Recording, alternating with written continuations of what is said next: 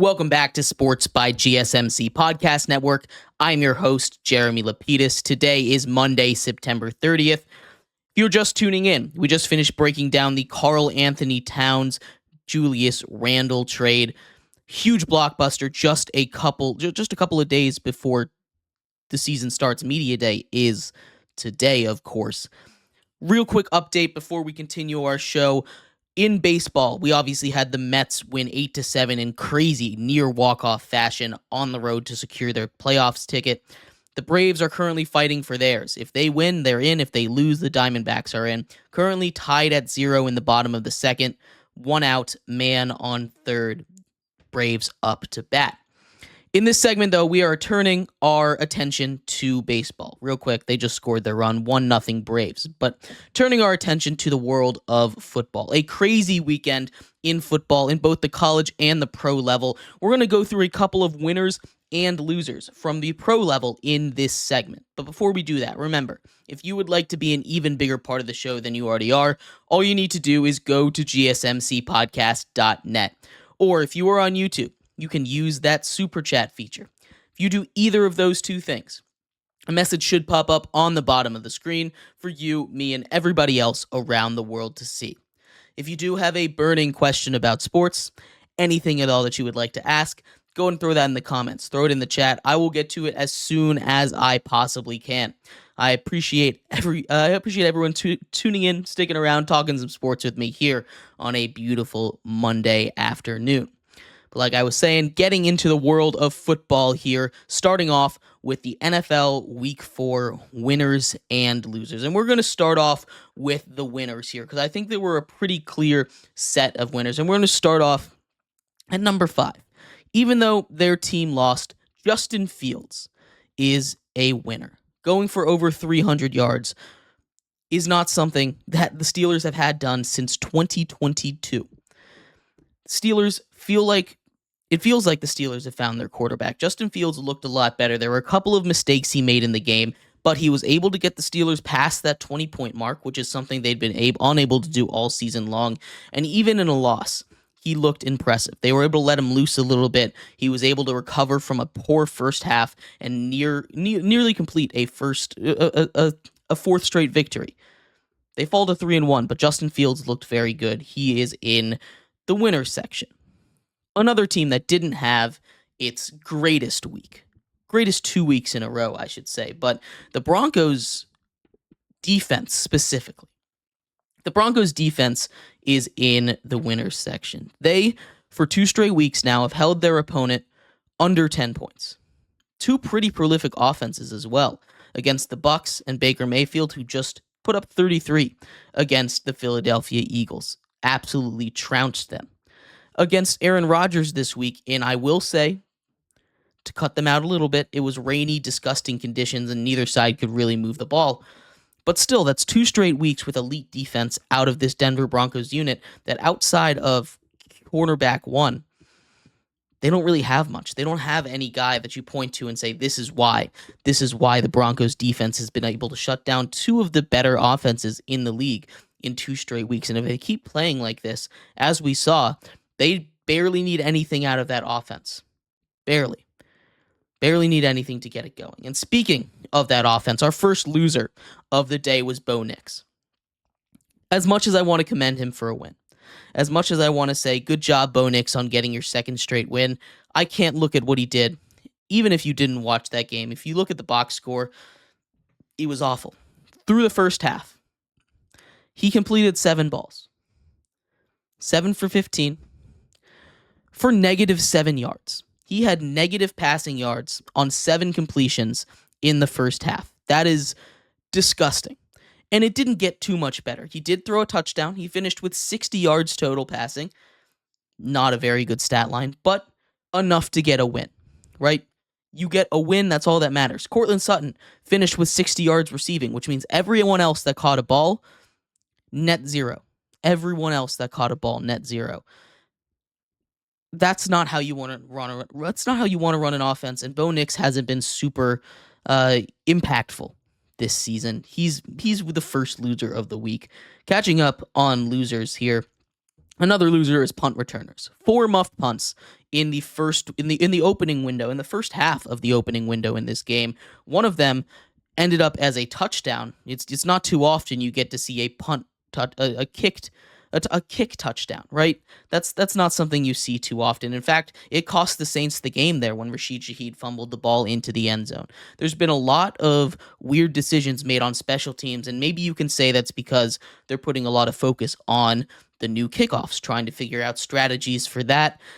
Whatever it is, the punt return continues to be a mess for a lot of teams. Lots of turnovers.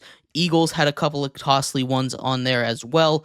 They're without their main punt returner, Brendan Covey there. But still, lots of muffed punts throughout this game.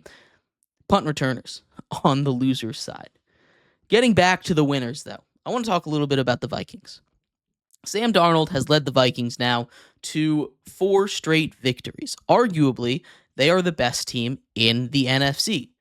They've gotten very, very impressive wins over teams like the 49ers, over teams like the Texans, over teams like the Packers, who had Jordan Love back. You can't make that excuse that it's Will Levis. And while they did surrender a lot of points in that second half, almost gave up a huge comeback, they were able to hold strong at the end and do just enough to walk out with the win.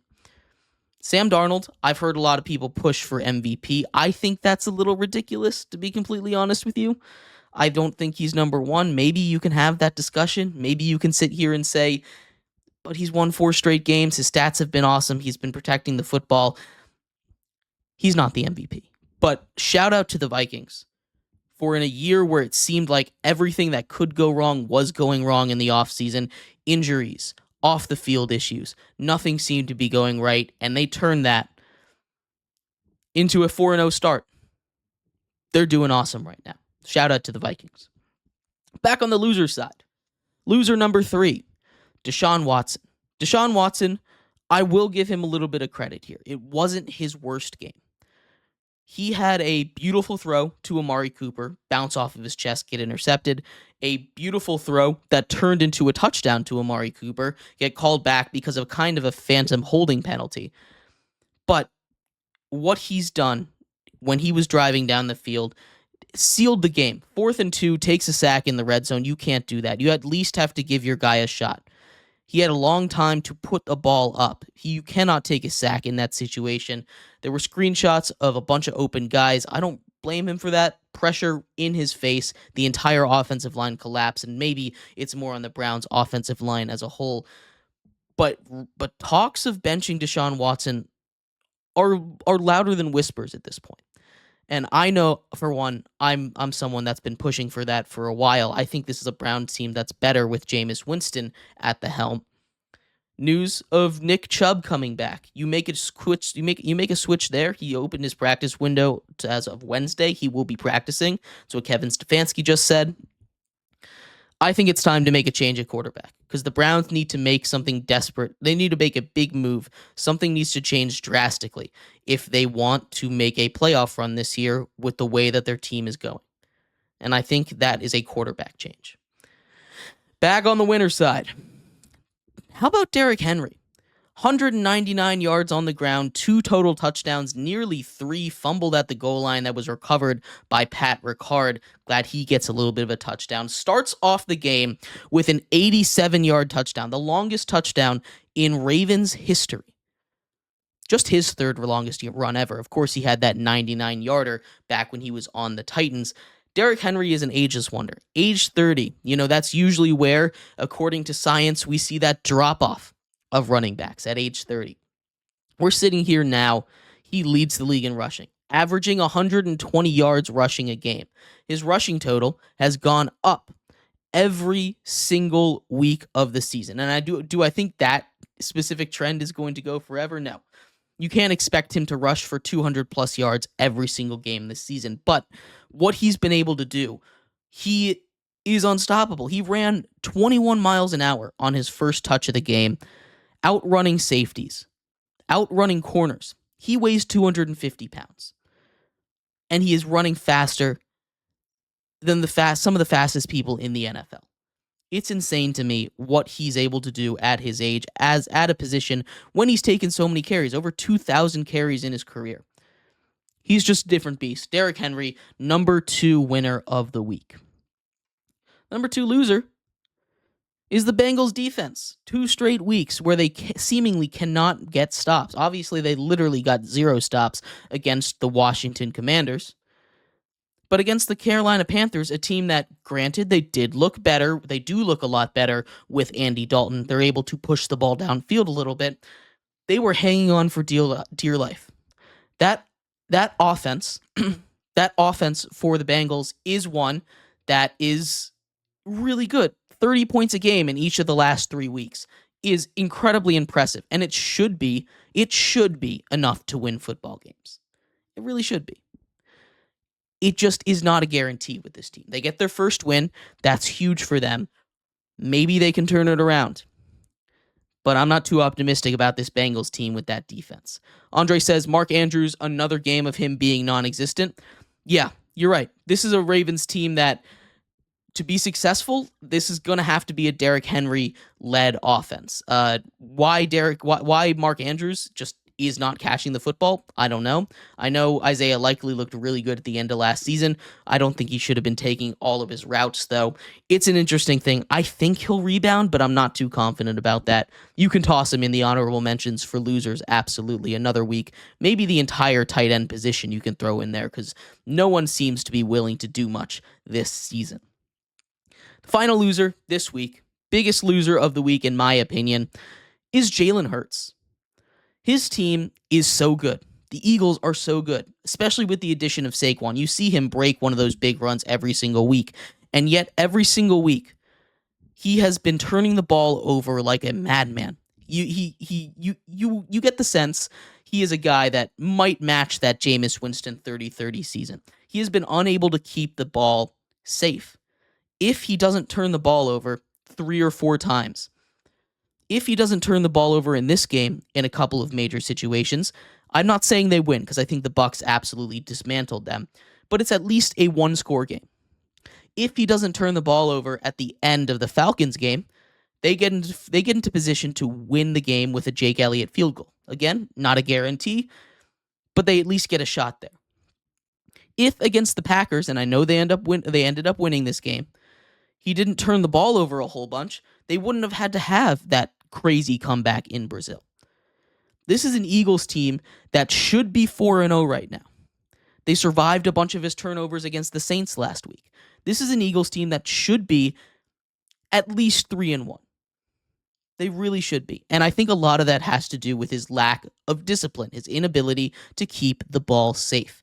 They have a bye week this week. They need it. They need to figure out what's wrong with him, and they need to make him have just safer decisions with the ball. That's it. He doesn't need to stop being aggressive. He just needs to be smarter with his decisions. That's it. And my number 1 winner, Jayden Daniels.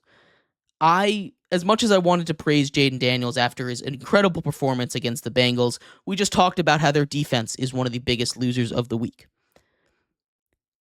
This week, he went against one of the other worst defenses in the league, but still, doing that 2 weeks in a row, on top of what he's been doing all season, he now has the record, not rookie record, but NFL record, for highest completion percentage in your first 4 starts. Period. No one has ever, in the history of the NFL, had an 80% completion percentage or better. He has an 82% completion percentage. He has led 23 scoring drives in his first 4 games. Crazy with the state of that Washington offense like it was last year. He has thrown 19 incompletions. That is a ridiculous stat as well. Jayden Daniels, well, what Cam Taylor-Britt said before the Bengals game was true.